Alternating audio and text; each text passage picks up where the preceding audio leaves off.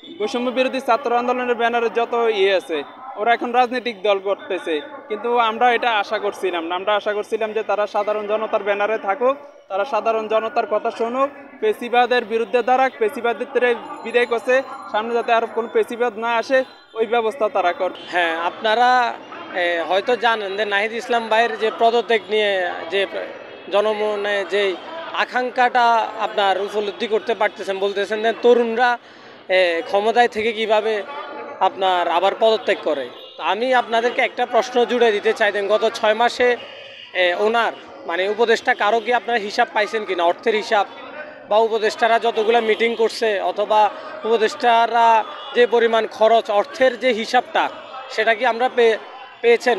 পান নাই। কিন্তু আপনি যদি তুরস্কর দিকে দেখেন অথবা মিশরের দেখেন 19 শতাব্দীর দিকে অথবা 1886 দিকে অনেক ছাত্রনেতা, যে মুসলিম ব্রাদারহুড বলেন, ইখওয়ান মুসলিমিনদের অনেক নেতা স্বেচ্ছায় পদত্যাগ করেই কিন্তু কারাগারে যায় হিসাবের, এমনকি কারাগারে থেকেও তারা হিসাব দেয়, অর্থের হিসাব দিয়ে থাকে। দেন তারা এই গত 1 বছর অথবা হলো 2 বছর ক্ষমতায় থাকার পরে তারা কি কি কাজ করছে এটা কিন্তু আমরা উপদেষ্টাদের থেকে পাই নাই। তা আমি বলবো দেন আমাদের যে তরুণ সমাজ সেটা এক প্রকার যেদিকে বৃষ্টি ওদিকে ছাতা ধরার মন মানসিকতার থেকে বের হইতে আসতে হবে। নাহিদ ইসলাম না, নাহিদ ইসলামের জায়গায় যদি আমিও থাকতাম আমিও আমার কথাই বলতাম, যে আমার জায়গায় আপনারা আমাকে প্রশ্নবিদ্ধ করেন। দেন আমি 6 মাসে কতটুকু কাজ করেছি, কতটুকু আপনার আমার হিসাব আছে। 53 বছর পরে এটা একটা বিরাট একটা উদাহরণ দিয়ে গেছে। আমি যেটা মনে করি পার্সোনালি, দেশের মানুষও সেটাই মনে করে, আমি মনে করি তারা দেখাই দিছে আসলে ক্ষমতার চেয়ার ওইটা বড় না, দেশের মানুষের সুখ দুঃখ শান্তি এটাই মেইন। ক্ষমতা মহৎ বড় বিষয় না, কারণ আজকে আছে ক্ষমতা কালকে নেই।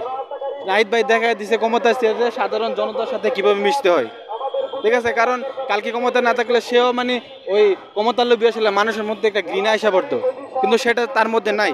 সে বাংলাদেশের মানুষের দেখা দিছে। আমি মনে করি সে তার জায়গা থেকে সঠিক কাজটাই করছে।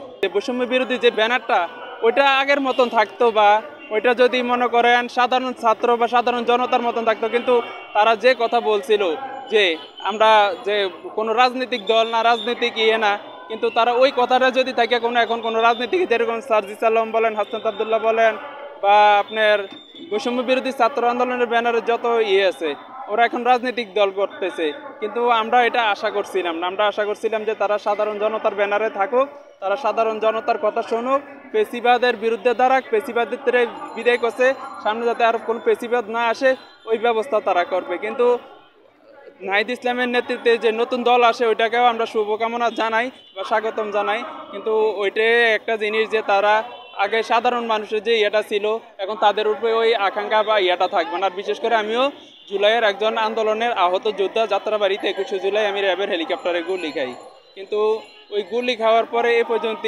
যে আমরা যে চিকিৎসা পাইছি বা হসপিটাল গেছি, আমার দেখা মতে দীর্ঘ 21 জুলাই থেকে আমি 21 ডিসেম্বর পর্যন্ত মানে ঢাকা মেডিকেল সিএমএস পর্যন্ত ছিলাম, কিন্তু আমাদের সাথে 2 জন বা 3 জন সমন্বয়কের একবার 2বার দেখা হয়েছে, বা একবার উপদেষ্টা মণ্ডলী আসিফ বা নাহিদ বা জুলাই ফাউন্ডেশন যে স্নিগ্ধ ওরা গেছিল, কিন্তু ওদের আর দেখি নাই। কিন্তু আমাদের একটাই দাবি, ওরা যে ব্যানারে আন্দোলন করছে, আন্দোলন করে যে ফেসিবাদকে মুক্ত বাংলাদেশ করছে, কিন্তু তাদের ওই প্রত্যাশা অনুযায়ী নেক্সট টাইমে তারা কোনো কিছু করে নাই।